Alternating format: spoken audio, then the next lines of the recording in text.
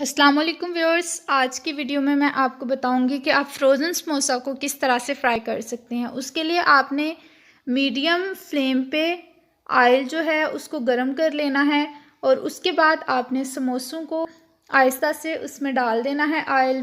और पहले ही शुरू में लाइट ब्राउन होंगे, आपने इनकी साइड चेंज करनी है। ये याद रखना है कि ऑयल बहुत ज़्यादा गर्म भी नहीं होना चाहिए और बहुत ठंडा भी नहीं। ज़्यादा गर्म होगा तो समोसे बहुत जल्दी जल जाएंगे और अगर ठंडा होगा तो समोसे अकड़ जाएंगे। तो आपने इन चीज़ों का ध्यान रखना है। इसके अलावा मीडियम फ्लेम पे जब ऑयल आपका गर्म हो जाएगा मीडियम, तो उसमें आपने समोसे डाल लेने हैं और वो अच्छी तरह से मीडियम फ्लेम पे जब पक जाएंगे, अब जब आपने देख लिया कि ऑन होना शुरू हो गई है, तो उसके बाद आप उसको निकाल लेंगे।